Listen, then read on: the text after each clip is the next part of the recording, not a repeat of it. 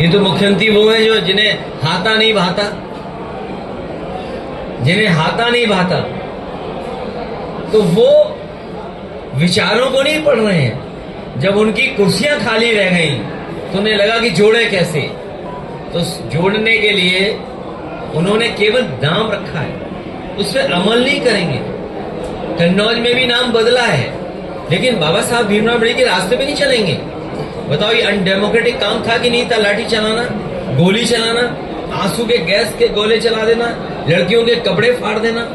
और देखिए जो लोग नकारात्मक राजनीति करते थे, यहाँ भी हमारे पत्रकार साथी जानते होंगे कि अगर किसी हमारे साथी ने या किसी ने भी सोशल मीडिया पे अगर एक शब्द भी लिख दिया हुआ सरकार के खिलाफ, तो पुलिस का डंडा आ जाता था उसके पास या मुकदमा दर्ज हो जाता था। लेकिन उन बहनों ने, उन बेटियों ने वो नारे लगाए, वो नारे की तस्वीरें दिखाई जो नकारात्मक राजनीति करते थे। अब नकारात्मक राजनीति करना भूल गए वो लोग। आदित्य जी, जिस तरीके से आप और राहुल जी लगातार एक मिनट शौकत राय जी से आपकी मुलाकात हुई, आपने कहा तजुर्बों का साथ है, तो विशेषज्ञों का अगले चुनाव को लेकर काफी कयास लगा रहे हैं, किस तरीके का आपका क्या मानना है इस बारे? हमारे पार्टी में बहुत पढ़े लिखे लोग हैं और हमेशा अनुभव के लोगों का साथ लिया हम लोगों ने, अनुभवी लोगों का हमेशा साथ लिया है और बुजुर्गों से बहुत कुछ सीखने को है। जैसे मान लीजिए ब्रजेश जी बैठे हैं, इनके पिताजी से जुड़े हुए लोगों का या उनके साथ के लोगों का एक अलग अनुभव है, लेकिन इस पीढ़ी का काम करने का तरीका अलग है। लेकिन दोनों मिलकर के करेंगे तो जनता की सेवा ज्यादा होगी। तो अगले चुनाव को लेकर कोई तैयारी है टीएमसी के साथ? क्या जैसा विश्लेषक अपना कयास लगा रहे हैं टीएमसी जैसे? टीएमसी देखिए, इंडिया गठबंधन में हम हैं, इंडिया गठबंधन के हिस्से हैं। दादा को मैं आज से नहीं, दादा को बहुत पहले से जानता हूँ। कांग्रेस जब वो पहली बार चुन करके आए थे तब से मैं उनके साथ हूँ। मैं कई बार लोकसभा में उनके साथ रहा हूँ, नेताजी रहे हैं, तो एक हमारा अपना व्यक्तिगत भी उनके साथ संबंध। सर बंगाल में कांग्रेस साथ नहीं थी? अरे वो छोड़ो, क्यों बंगाल की बात कर रहे हो? आओ यहाँ।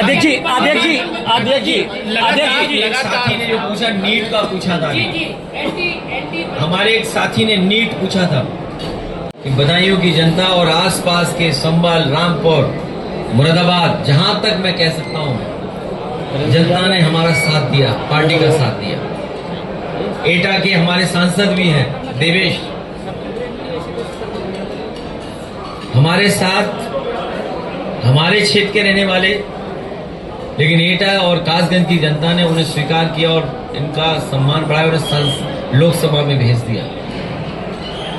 आज हम सब मिलकर के एक समाजवादी लड़ाई और पीडीए की लड़ाई और सामाजिक न्याय के स्थापना के राज के लिए लड़ाई लड़ रहे हैं।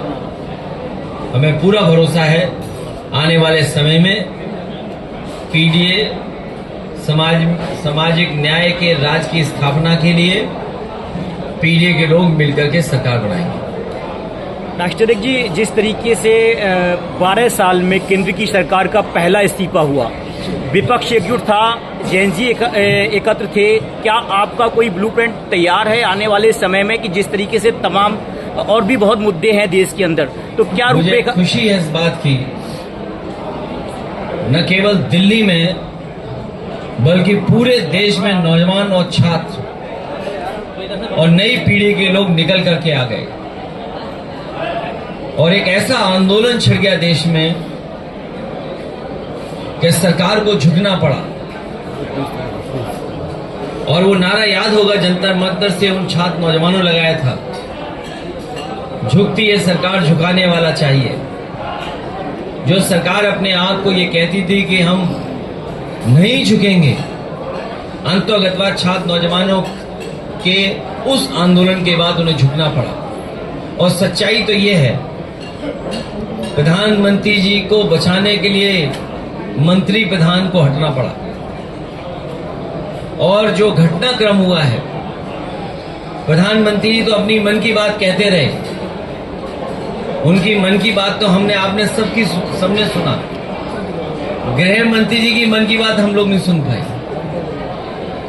और सच्चाई ये है कि सांसदों जितने भी थे भारतीय जनता पार्टी के, उनके मन की बात सुन ली प्रधान जी ने और इस्तीफा दे दिया, क्योंकि वो सभी सांसद संकट में थे। वो सोच रहे थे ये मुसीबत कैसे हटे, इस मुसीबत से कैसे बचें। तो प्रधानमंत्री जी की मन की बात तो हम लोगों ने सुनी, आपने सुनी। गृह मंत्री जी की मन की बात नहीं सुन पाए, और जितने भी सांसद थे भारतीय जनता पार्टी के, उनकी मन की बात मंत्री जी ने सुन ली और इस्तीफा दे दिया। तो इस्तीफा तो हुआ है, मंत्री गए हैं, लेकिन सरकार बच गई। अध्यक्ष जी लगातार सदन चल रहा था 4 दिन से लगातार। अब आप देखिए, लोकसभा में सभी विपक्ष के लोग ये मांग कर रहे थे कि स्टेटमेंट सरकार की तरफ से आ जाए। लाठी खाने वालों को पता है किसने लाठी मारी, जिसने लाठी खाई, आंसू गैस का मुकाबला किया, या तार वाली लाठी का मुकाबला किया, या पैलेट जो गन चली उसका मुकाबला किया, उन्हें पता है कि किसने चलाया है, लेकिन चलाने वाले नहीं बता रहे किसके इशारे पे चलाया है। जो खाया है, जो दुख पीड़ित रहा, उसे पता है कहां से चली है लाठी, लेकिन जिसने लाठी चलाई है उसे नहीं पता है कि किसके आदेश पे वो लाठी चली है। लेकिन डेमोक्रेसी में, लोकतंत्र में, जो सरकार सुनती नहीं थी, कम से कम अब सुनने लगी, सुनने की बात करने लगी है। लेकिन अभी हमारे उत्तर प्रदेश मुख्यमंत्री जी को समझ में नहीं आ रहा है, उन्हें अभी भी समझ में नहीं आ रहा है, लेकिन बनारस की रैली के बाद शायद समझ में आ गया होगा। एक लाइन में लोग बैठे थे, बाकी लाइनें खाली थी। ये तो सब कैमरे में देखा है। अध्यक्ष जी जो होगी सरकार की, तो नीट जैसी परीक्षा भी साफ होंगी, उनमें भी कोई भेदभाव नहीं होगा।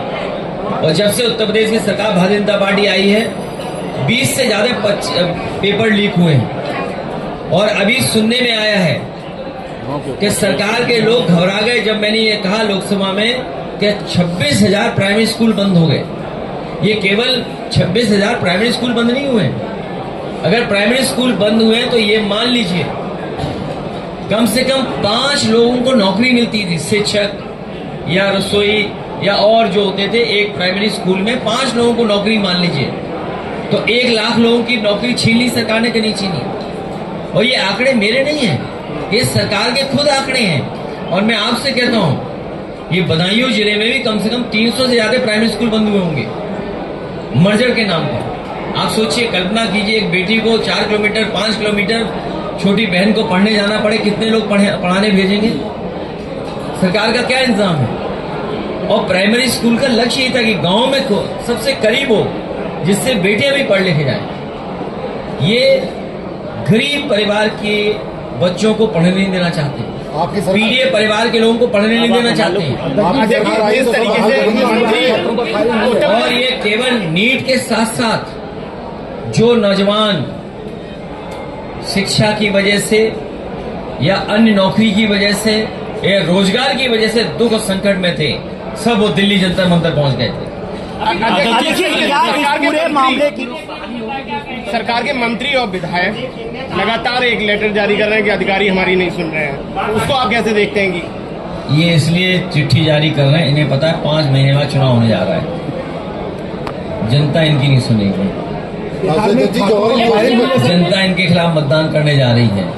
इसलिए खुद जो काम नहीं किया, इसलिए चिट्ठी लिखो।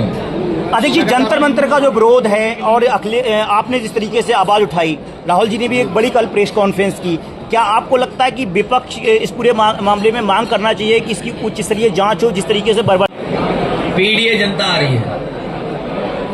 ओबीसी साहब ने संकेत दिया है इंडिया गठबंधन में आने के लिए, उसके लिए क्या कहेंगे? ओबीसी साहब ने जो आने के लिए कहा इंडिया गठबंधन में, अभी जिस रास्ते हम लोग चले हैं उसी से हम लोगों ने हरा दिया, बताओ बीजेपी को। और बीजेपी इसलिए घबराई हुई है कि अगर वो विधानसभा की गिनती करते हैं तो 250 से ज्यादा सीटें समाजवादी पार्टी जीत गई, इंडिया अलायंस जीत गया 250 से ज्यादा सीटें। लोकसभा में तो है ही नंबर 1 हम लोग यूपी में, लेकिन 250 से ज्यादा सीटें जीत गए, इसलिए घबराए हुए हैं। सीटों को शेयरिंग का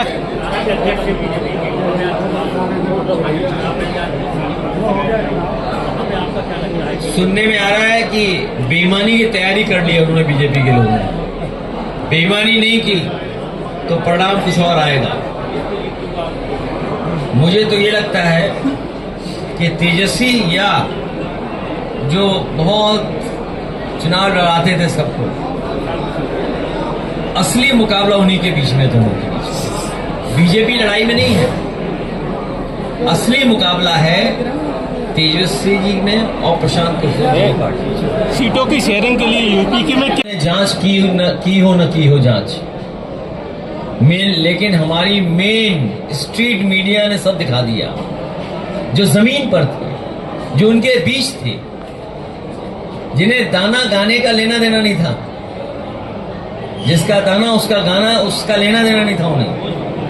उन्होंने सब कुछ दिखाया कि बच्चों के साथ क्या हुआ है। बेटियों के कपड़े फाड़े गए, लड़कों को लाठी पड़ी, लड़कों के साथ जो व्यवहार हुआ कोई सोच नहीं सकता है। लेकिन मैं बधाई देना चाहता हूं नौजवानों को कि उन्होंने किसी की परवाह नहीं की और उस आंदोलन को सफल बनाया।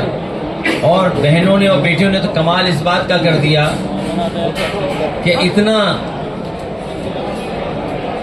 क्रिएटिव आंदोलन कभी नहीं देखा होगा किसी ने, जहां इन्फ्लुएंसर भी ताज्जुब करके कि देखिए नौजवान कितना क्रिएटिव है हमारा।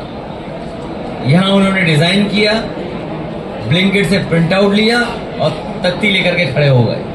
शायद ये पहला ऐसा आंदोलन हुआ होगा जिसमें हो सकता है शब्द गलत हो, लेकिन भावना गलत नहीं थी। वो अपनी पीढ़ी के हिसाब से जो उनके कैंपेनिंग की जो मजाक है, या जो उनकी सूझबूझ है, या जो विट है, वो था वो। लेकिन अब बीजेपी के लोग किसी के खिलाफ गलत प्रचार नहीं करा पाएंगे। किन मुद्दों के साथ? अब बताइए, एसआईटी रामधन की चोरी हो गई, बताइए। प्रभु राम के ऊपर जो चढ़ावा आया वो चोरी हो गई। श्रद्धा के साथ जिन लोगों ने चढ़ावा दिया, ये महापाप है। हमारे श्रद्धावान आम जनता का जो अपमान किया है इन्होंने, जो आम जनता श्रद्धावान है, प्रभु पे जो चढ़ाया, ये पाप नहीं महापाप है। ये महा अपराध किया है भारतीय जनता पार्टी ने, और उसकी सजा प्रभु राम तो देंगे ही देंगे, लेकिन प्रभु राम की गरीब जनता भी इस बार इनका जवाब देगी। चंपत राय पे कार्रवाई कभी हो पा रही, चंपत राय पहले ही बचाया गया, और अब तो स्वीकार निकल गया कि हाँ कुछ लाखों का गबन किया गया है, सामने आया। अभी यूपी की सरकार ने जो एसआईटी बनाई थी, उसकी जांच में कुछ खुलासा हुआ है। अब दिल्ली वालों ने बड़ी एसआईटी बनाई है तो बड़ा खुलासा होगा। हमें आपको इंतजार करना चाहिए कि अगर यूपी की एसआईटी ने जांच कर करके कुछ खुलासा किया है। और सोचिए, मुख्यमंत्री जी रिकॉर्ड बना रहे थे, वर्ल्ड रिकॉर्ड अयोध्या जाने का, उन्हें पता ही नहीं कि क्या हो रहा वहां। उत्तर प्रदेश के मुख्यमंत्री जी वर्ल्ड रिकॉर्ड बना रहे थे अयोध्या जाने का, लेकिन उनके नाक के नीचे क्या हुआ? सर, खुलासे के पीछे आप हैं, बड़ा भाजपा के लिए क्या आपकी तरफ से कहा गया है, थैंक्स बोला गया है? जिस तरीके से आपने चंदा चोरी का खुलासा किया, आपको जाता है इसका श्रेय कि अयोध्या में इस तरीके से चोरी हुई? ये श्रेय की बात नहीं है। भारतीय जनता पार्टी के लोगों का महापाप जो हुआ है वो देख रहे भारतीय जनता पार्टी के लोग, और लगता तो ये कि अयोध्यावासी, एक एक अयोध्यावासी जानता है, एक एक अयोध्यावासी जानता है कि इसमें भारतीय जनता पार्टी के लोग शामिल हैं। केवल इसमें शामिल नहीं है, जो जमीन का मामला हुआ है, जिसमें प्रभु राम का धन, राम धन, चढ़ावे का धन, उसकी लूट हुई है। क्या कोई कल्पना कर सकता है कि चढ़ावे के पैसे से जमीन ले, उससे मुनाफा कमाए? मुनाफा किसने कमाया? ये प्रभु राम की जनता और अयोध्यावासी सब जानते हैं। सर, अगले चुनाव में क्या मुद्दे रहेंगे? ये अच्छा है कि भारतीय जनता पार्टी की नफरत की राजनीति जा रही है। इन्होंने यूनिवर्सिटी कॉलेज तो बनाए नहीं, स्कूल बंद कर दिए, इंटरमीडिएट स्कूल बंद कर दिए, कोई इंजीनियरिंग कॉलेज नहीं खोला, पॉलिटेक्निक ITI के लिए कुछ नहीं किए। और बगल में जो मौलाना जौहर साहब के नाम पर यूनिवर्सिटी बनी थी, आलम आजम साहब की, उसको हथौड़ा लेकर के तोड़ना चाहते थे। सोच क्या उम्मीद करते हो ऐसी सरकार से आप? सर बिहार में फायरिंग हुई है छात्रों पर, अध्यक्ष जी, उनको ओबीसी गिरफ्तार किया साहब गया। मंत्री ने सवाल उठाया तो उनको बताया कि आम बात है ये सरकार जाने वाली है, और जब जाने वाली सरकार होती है, जो डरे हुए लोग होते हैं वो पावर का इस्तेमाल करते हैं। कौन कौन सी पार्टियां आ रही हैं